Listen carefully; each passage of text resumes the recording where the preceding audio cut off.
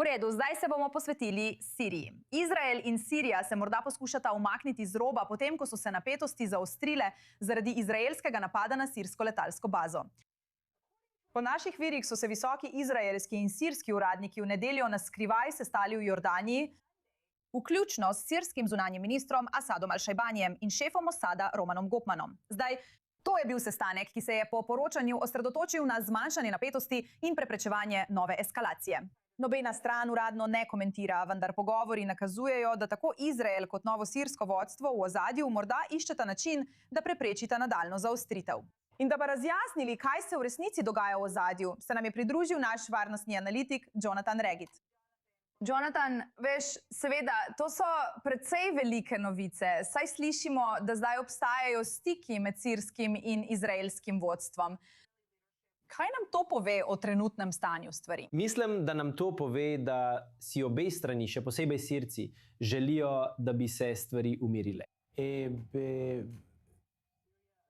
Sirija je seveda v težavnem položaju, ker je še vedno šibka država, ki je ujeta med Izraelom, ki ima na eni strani svoje interese, in Turčijo, ki ima na drugi strani svoje interese. Tako da mislim, da Izrael na tem srečanju poskuša povedati sirskemu režimu: mi, Izrael, nismo proti vam, vendar obstajajo določene rdeče črte, ki jih le moremo sprejeti, in to je turško utrjevanje položajev na vašem območju.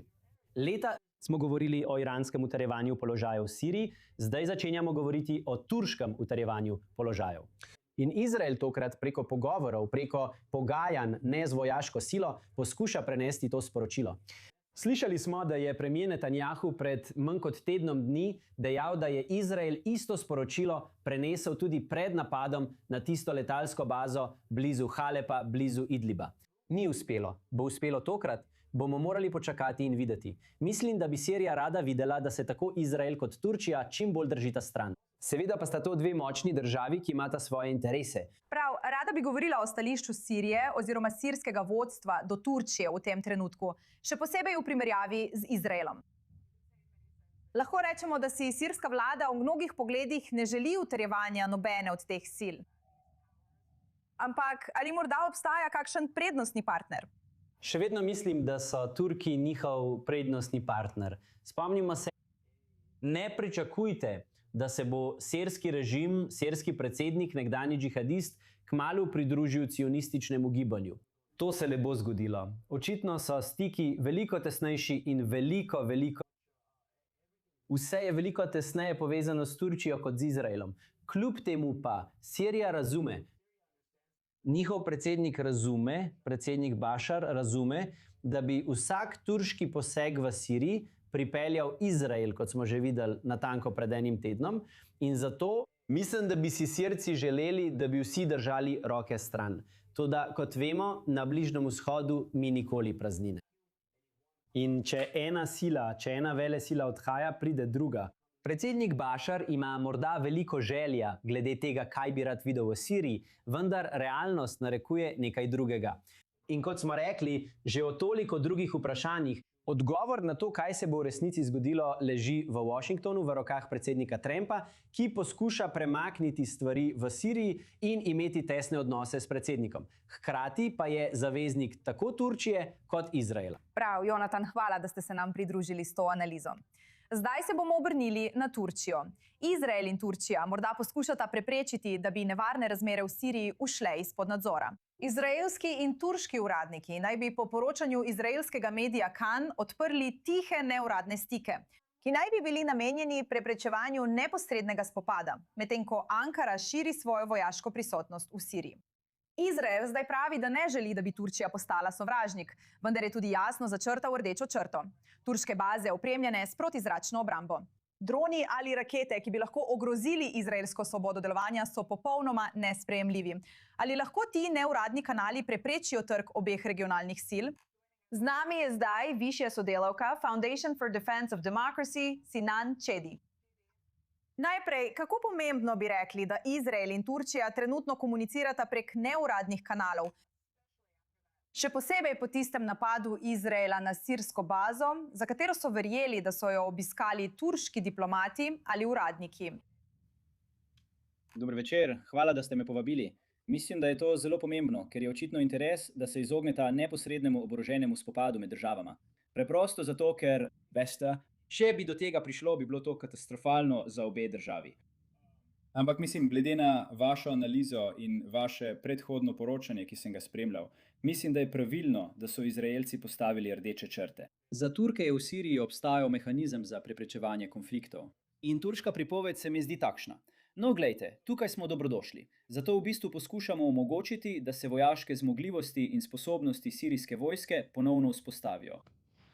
Vendar pa mnogi v Izraelu in širše v zahodni hemisferi menijo, da to pomeni, da lahko Erdogan uporabi sirsko vojsko kot sredstvo za spodkopavanje in grožnjo Izraelcem. Dejstvo, da je Turčija povabljena, je točno, medtem ko Izrael ni. Toda to ni ustavilo Turčije, da ne bi vstopila v Sirijo večkrat med njeno državljansko vojno, prav tako brez povabila. Videli smo 3 večje vojaške vdore ali invazije v Sirijo med letoma 2016 in 2019. Zasedba Sirije strani turške vojske, ki obstaja še danes, nikoli ni temeljila na dovoljenju. Torej, pustimo tudi to ob strani. Ampak Turki so se res igrali z ognjem. In zdaj, ko so ugotovili, da Izraelci tega ne bodo prenašali. In v tem primeru mislim, da so bili precej vznemirjeni in so zdaj pripravljeni na pogovor, da bi se izognili nadaljnjim sovražnostim.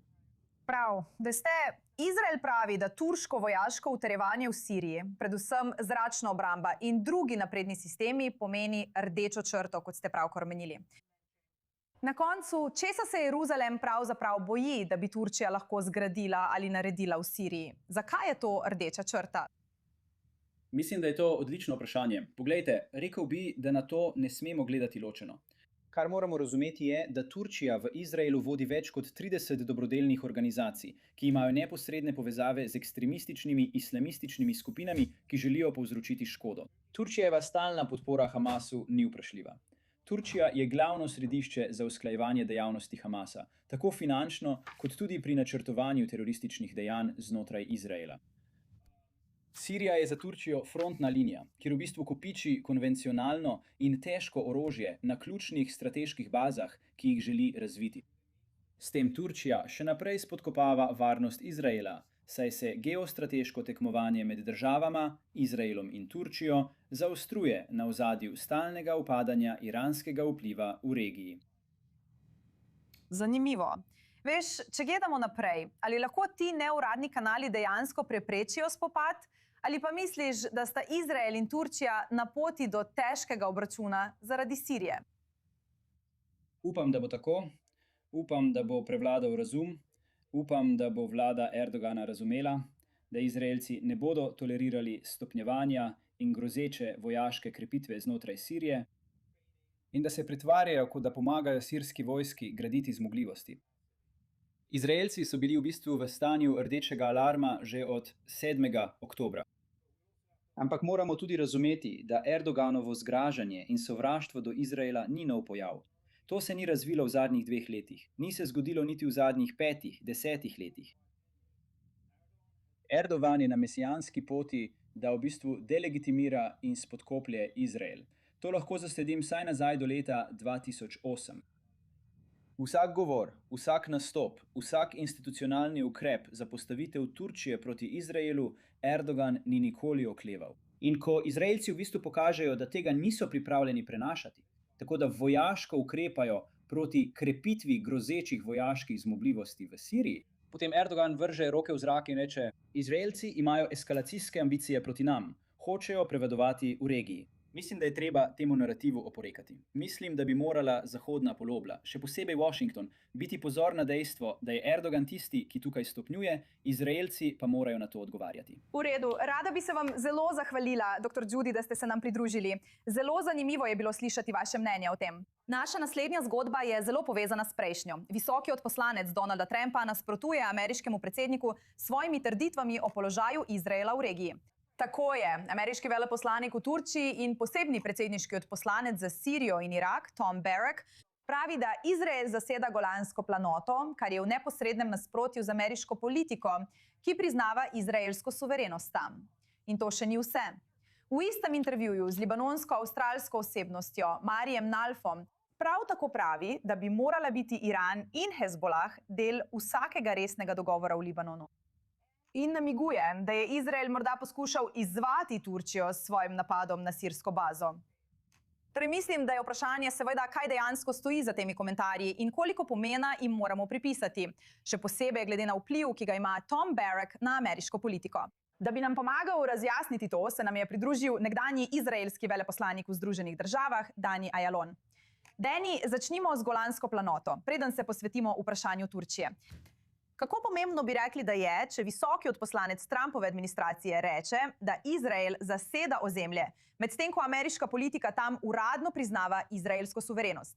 No, Nataša, to je zelo nenavadno. Zelo redko in neprimerno je, da katerikoli odposlanec, ki zastopa svojo vlado, deluje v nasprotju z vlado, ki jo zastopa. Tako da je to popolnoma nesmiselno, škandalozno in mislim, da bi moral slediti opomin iz Washingtona DC, ker se norčuje iz predsedstva in same politike predsednika Združenih držav Amerike, saj služi po njegovi volji.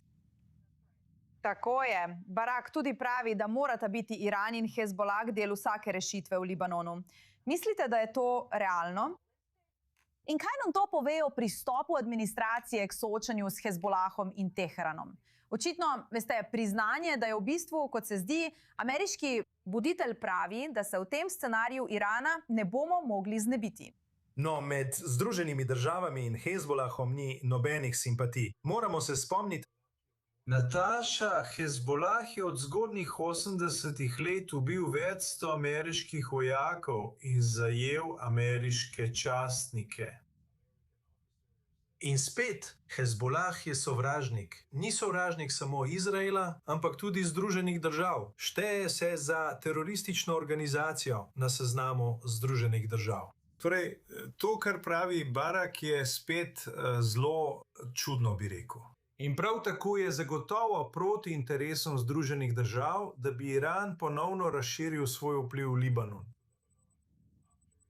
Potem, ko sta ga Izrael in tudi Združene države v vojnah proti Iranu, ki še niso končane, res močno omejila. In zagotovo nočemo, da bi se Iran vrnil v Libanon. In da Barak to reče, pomeni, da ameriški odposlanec, ameriški politiki strelja v nogo. Kar nas seveda pripelje do vprašanja Turčije. Namignil je, da je morda Izrael poskušal izzvati Turčijo v soočenje s tistim napadom, ki smo ga videli na sirsko letalsko bazo, za katero je Izrael verjel, da so bili tam prisotni turški uradniki. Kako resno bi moral Izrael vzeti to obtožbo? In kaj to pove o odnosih med Združenimi državami, Izraelom in Sirijo v tem trenutku? In seveda tudi Turčija. Mislim, tukaj je toliko partnerjev in zdi se nam, da je Trump zelo močno spodbujal nekakšen mirovni dogovor med Izraelom in Sirijo. Torej, bi lahko takšen komentar to morda spodkopal? No, Nataša, kot si omenila, je veliko dejavnikov v igri. Mislim, da je najpomembnejše, recimo, element ali os med Washingtonom in Jeruzalemom. To je osnova, na kateri bi morali nadaljevati in graditi svojo politiko in ravnanje. Prav tako pa tudi v tesnem posvetovanju z Združenimi državami. Navsezadnje tukaj delimo skupne interese, strateške interese, še bolj kot Združene države in Turčija, na primer. Čeprav obstaja to, rekel bi, skoraj anomalija v zelo tesnem odnosu med Erdoganom in Trumpom, ki ga ne znam pojasniti. Ko pa gre za države, bi moral biti Izrael veliko bližje Združenim državam. Vedno je bil veliko bližje. Ko gre za Sirijo, je Sirija trenutno na mizi. Nažalost, Sirija nima lastne teže, da bi si začrtala svojo prihodnost in usodo. In Turčija je tam poskuša prevzeti Sirijo, ne samo v smislu ozemlja, saj je 10% sirskega ozemlja zasedenega strani Turčije, območje Iskenderun. Ni samo to, turške čete so vdirale v Sirijo, kjer so napadale sirske Kurde in druge. Tako da zagotovo Sirija nima interesa biti lutka ali podaljšana roka Turčije. Izrael je tukaj zelo odločen, da bo Sirija nevtralno območje. Nočemo, da bi Turki zamenjali Irance, ki so bili pod Asadovim režimom, ki so imeli Turčijo pod svojim nadzorom. In zagotovo nočemo videti turških vojakov na naši severni meji. In poskrbeli bomo, da se to ne bo zgodilo. In zelo smo sposobni to storiti. Mislim, da so diplomatska sredstva na mestu. In verjamem, da se to lahko reši diplomatsko, ker ne Izrael, ne Turčija nimata interesa za spopad. V redu, veleposlanik Dani Ajalon, najlepša hvala, da ste se nam pridružili.